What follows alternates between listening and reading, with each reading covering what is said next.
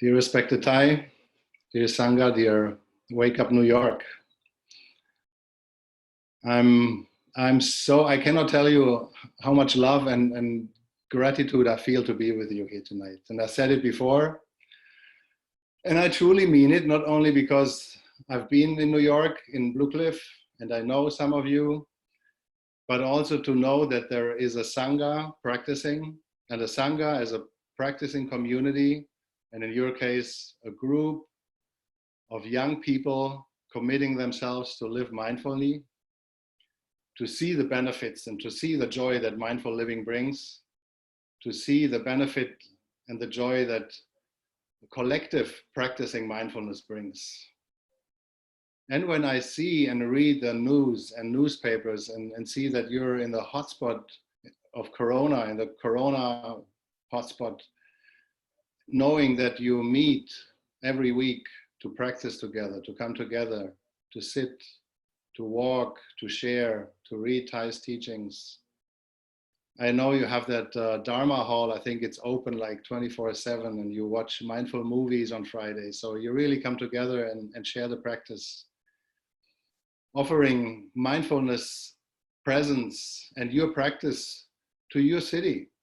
For all the people, even they don't even know what mindfulness is, or they don't have the time and the space right now to even contemplate over it. But your practice is there, and that makes a big difference. Not only for you, I'm sure that it helps you to maintain a certain solidity, stability, trust, and a calm in the storm. But also your family, your friends, and your fellow citizens, they benefit from this. This is why we are here, the monks and the nuns. People would say we don't have anything to do, we just practice, we don't produce anything, but we produce something. We produce the energy of mindfulness within us, and we share it with the world, like now, but also by just practicing it, because this is an action. And we just learned in the guided meditation of the 5 remembrances that my only true belonging is my actions, and I cannot escape the consequences of my actions. So when I practice mindfully and I act mindfully, this has consequences too for me and leaves this energy in the ether. Thank you very much. I'm really full of love and gratitude for you guys, knowing that you are there. I'm very happy. So we touched fear in the 5 remembrances, and I want to begin sharing a Zen story, a classic Zen story. Maybe you know it. There is this Zen master living in his hermitage, remote in the mountains, and it happens that a thief is coming. A thief. He's in need of things. He's afraid that he has not enough, and he has to take something from other people, either to make his living, or maybe he's looking for food, we don't know. But he comes to that remote hermitage, breaks in, and searches the little humble, poor room of that Zen master, who's not there. And as he looks everywhere for something that he could take away, but doesn't find anything, the Zen master comes back home and kind of catches him in the act, but is very gentle and saying, "Hello, my dear friend.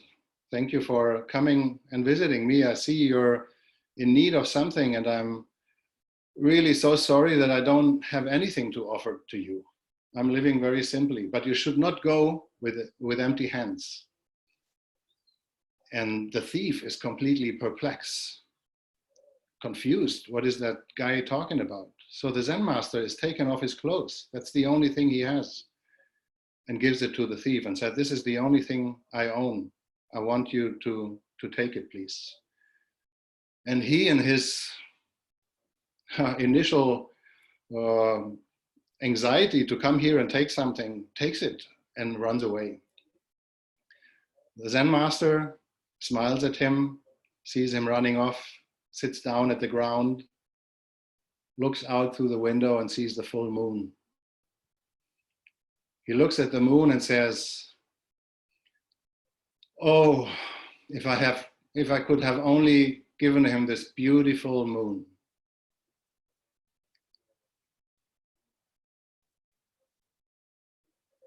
So what is the metaphor here? There are two people that have nothing. One is trying to get something, and one is happy with that what he has, with nothing. And even he has less than nothing. He sees something just in the beauty of the moonlight, of the moon itself. He sees the conditions that are always there to make somebody happy, while the other needs something to feel safe or to feel happy. Two people in the same situation acting completely differently. And the Zen master even like being taken from his clothes, but still seeing the beauty and seeing the moon as something that not he owns, but as something that if he could, he would give it away so he could, the thief could see the beauty of it and maybe touch the realm of you have enough of samtusta. Because Thai teaches us samtusta means you have enough conditions to be happy right here and right now. If we are able to stop and look deeply, which we do if we hear a bell or in our meditation, we stop following our breathing, we are able to look deeply and concentrate our mind. We see that we are alive. We see that we have to eat. We see that there are many conditions and we are not a separate self, and that we are kept alive by all these conditions, that we cannot even exist without everything else. So we must be alive and we are safe at all times. And that can give us a sense of happiness, like in the 5 remembrances, seeing that everything vanishes. We vow to live mindfully, and living mindfully, we see the benefit of it and we see the joy in it because we have realized something.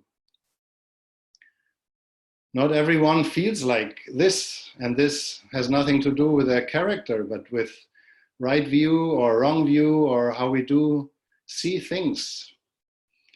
So many of us there's a fear, an underlying fear, anxiety of not getting enough conditions to continue our life or to sustain our lives, to live. And if we don't have those things, we feel we have to take it from others. Just remember the times with the toilet paper, when everybody, like who was first and had money, bought all the toilet paper. And some left behind without. So even I know I won't use this big amount of toilet paper I was buying and buying it from others who would also need it. I just wanted to make sure that I have enough toilet paper. So when you see that, like, these people don't see that if they have enough toilet paper but the other not, they think they can be happy because they are safe. But they don't see that we inter-are and that everything goes together, and that if one has but the other not, that there cannot be true happiness. So we're trying to load ourselves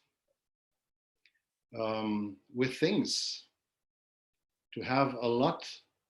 So that gives us the illusion that we will continue and that we have enough conditions to be happy. But we also know that material richness is not a guarantee for happiness. And driving a big car or have an apartment in Park Avenue doesn't mean that I'm a happy person. That really needs right view and being in touch with the wonders of life in the present moment.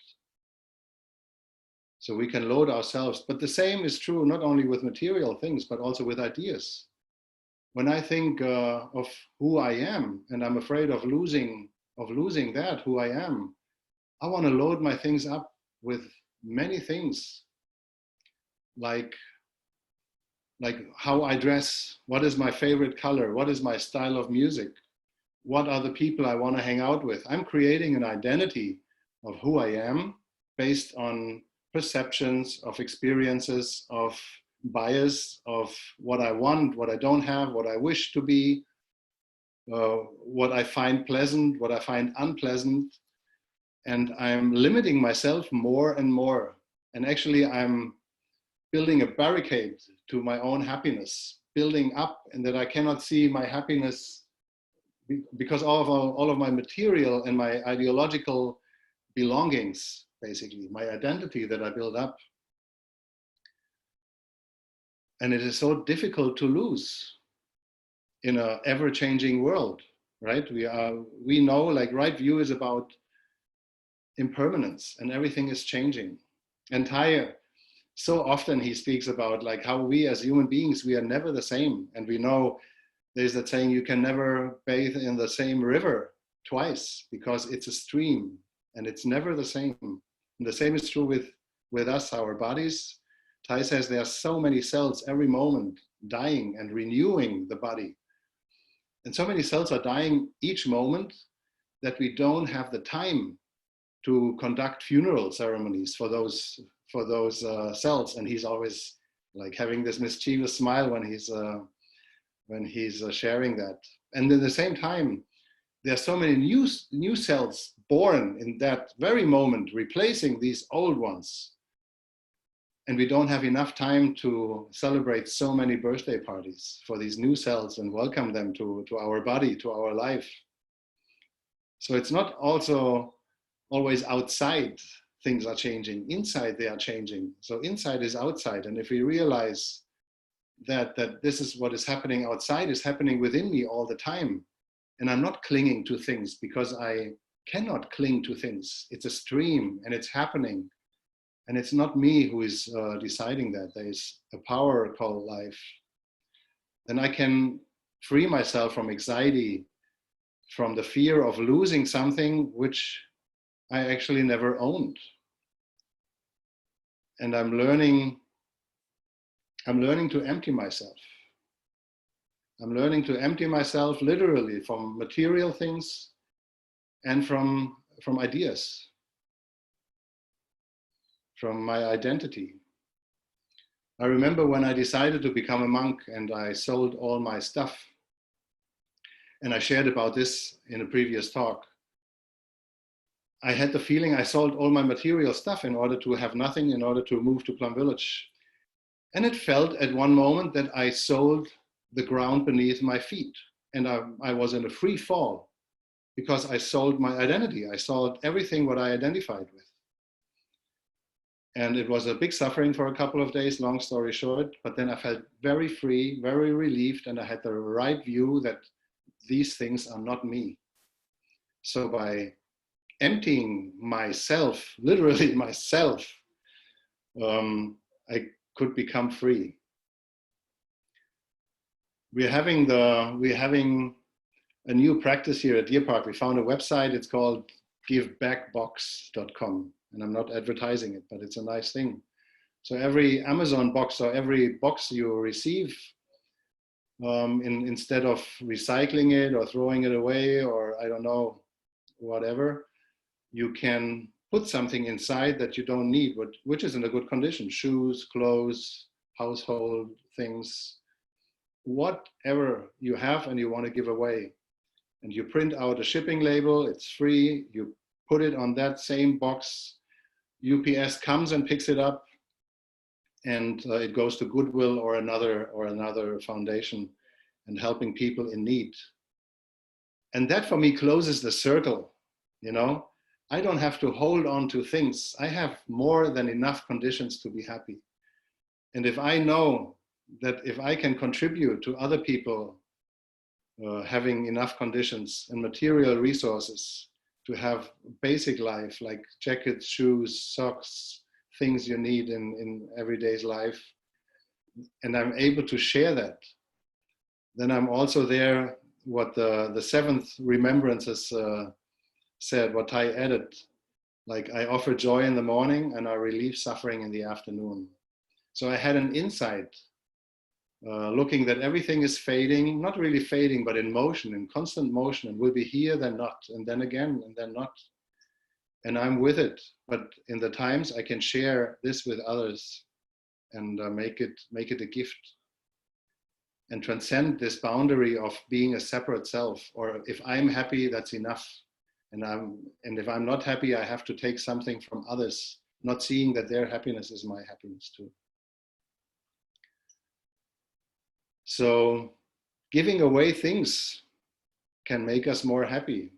Being empty gives us more space inside, more ease. There's a story of the Buddha too, when he does walking meditation with his disciples, and they walk through a forest when an anxious farmer meets them running and says, "Oh, dear Buddha, did you see my cows? Did you see my cows?" And the Buddha says, "No, dear farmer, we didn't see your cows." And then he said, "They disappeared and they're all I have. And I depend on these cows. I cannot feed my family without these cows. I need them." And he was so in worry and he ran off to look for his cows. When the farmer ran off, the Buddha gathered his disciples and he said, "You see how much this man suffers when he loses something. We can be as ascetic monks, we can be very happy to have no cows." And that's why monastics live simply. Because this simplicity takes away that fear and the anxiety of losing something that gives us the illusion of needing it to be happy. But rather than that, we give away everything, literally, when we become monks and nuns. Everything, our belongings, our bank accounts, cell phones, everything. We join the Sangha and we feel free and we have a lot of space to receive. When we are loading, there is no space in us to receive new things. There has always to be space to exchange something. And that's a practice everybody can do at home. Now, since you are all at home, why not go around and see, what do you have, what you don't really need to be happy?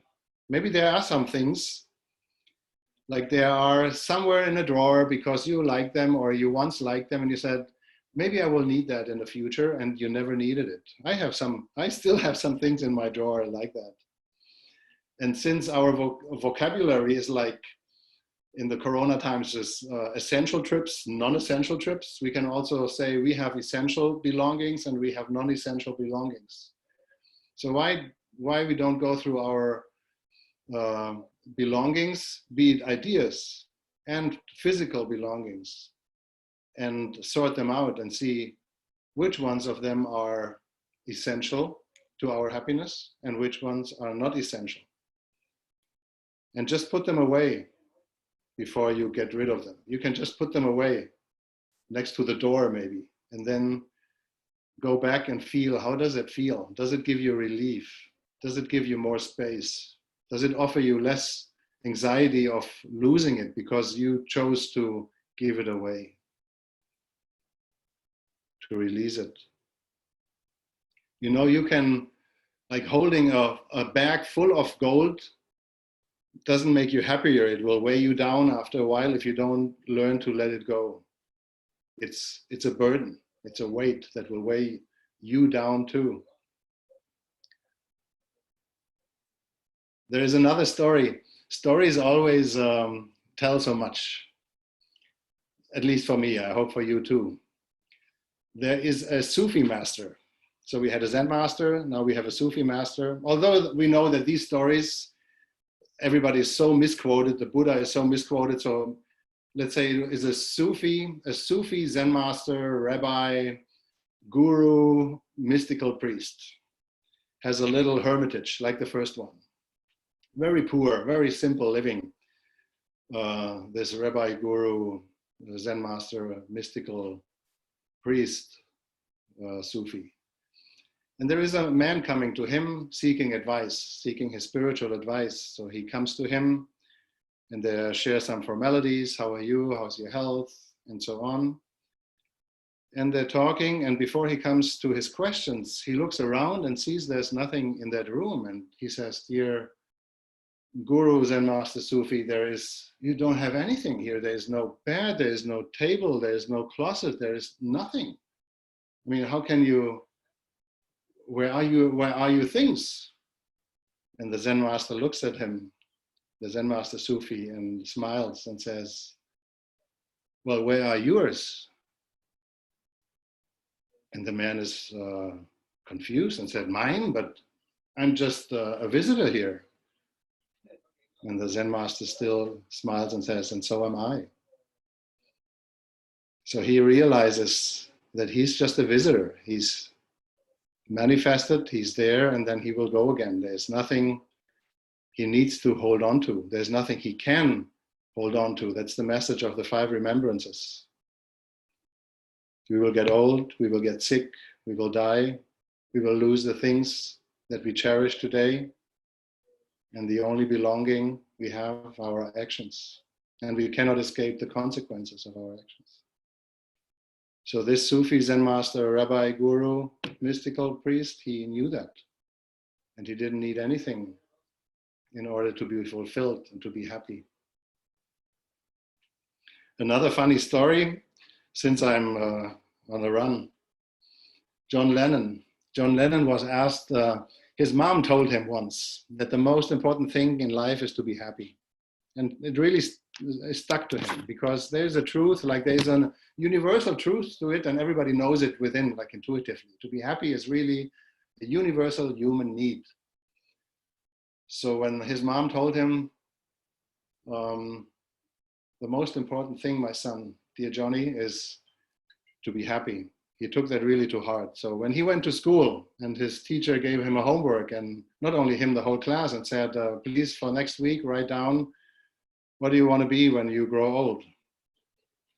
So he thought about it, and coming back to school with his homework, he had to read it out, and he said, when I grow old, I want to become happy. I want to be happy. And the teacher told him, you didn't understand the question. And John replied, and you don't understand life, because that's what his mom was saying. And it's such a beautiful story. So it is the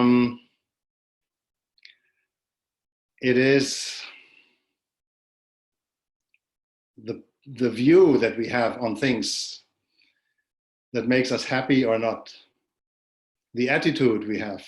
And now here is my practice package for you to reflect and to practice with. As the end, I want to conclude with this. Once a wise man, a wise sage, his name was Captain Jack Sparrow, if you know him. He said in one of the Pirates of the Caribbeans, I don't know in which one, he said something very wise. He said, the problem to your problem, wait, hold on. The problem is not the problem. Your problem is not the problem. Your problem is your attitude to the problem. So he knew very well that he can get out of anything with the right attitude, which he did and proved us many, many times. So what we have to consider and never forget, and having the 5 remembrances, is the first noble truth, what the Buddha taught us, that there is suffering, and accept that as a noble truth. And the nobility about it is that we recognize it, and that we mindfully are aware of this truth, that there is suffering, there is old age, there is sickness, there is dying, there is leaving behind what is precious to us, everything. So there is that thing, and we cannot escape it, but we can realize and live with it, and take also that burden from us that we have to stay healthy, that we have to live forever, and that we will not grow old, but always be beautiful and strong. The second reflection is the Bodhisattva vow. Me as a monastic, but you also as a practitioner, especially if you received the 5 mindfulness trainings, you took a Bodhisattva vow to help to relieve the suffering of all beings. That's our action, and the consequence of our action is that. So there is suffering, and we are committed, and we vowed to relieve that suffering. We accept that suffering and we want to live in a way that relieves the suffering, offering joy in the morning, relieving suffering in the afternoon. And then there is this fifth of the 5 remembrances, that our actions are our only true belongings. So accepting that there is suffering, accepting that we vowed to do something and to relieve that suffering, and that we can do that with our actions by offering joy, by relieving suffering, turns fear into compassion. Knowing that emptying ourselves from our identity, seeing that we are not separate from others, that the more we release what we believe we are, the more we let go of the ideas and the materials we have, material resources, makes us more ourselves than having them, that limit us actually, makes us more being like a flower, just be. And a flower is not a separate self. A flower is made by the earth, the rain, the sun, the right spot, by so many conditions. So are we. We need a lot of conditions. Emptying ourselves, we become aware of that. We become aware that there is suffering, and flowers are beautiful. Flowers give everything. They have a short lifespan, but they give everything. And that's their bodhisattva vow, and that's their action. So when we realize we don't have a self, we don't need to have fear. And if we know that with our actions we can contribute to bring joy and relieve suffering in the world, we generate the energy of compassion for ourselves. And by practicing compassion for ourselves, we're practicing it to others in the same time, because there is no other. If you generate this energy is there. If you stop generating this energy is not there.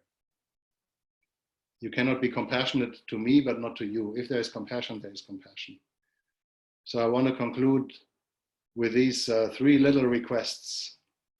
Empty yourself here and in your apartment. And I said in another talk, I said, Marie Kondo your mind, Marie Kondo your apartment, and get rid of everything that is non-essential.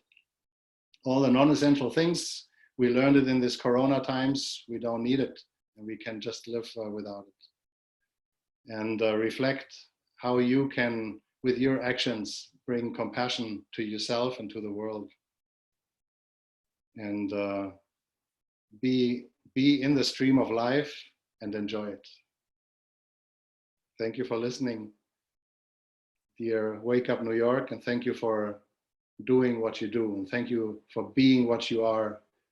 You are truly beautiful. Please keep on practicing and coming together. I so much admire that. Thank you very much.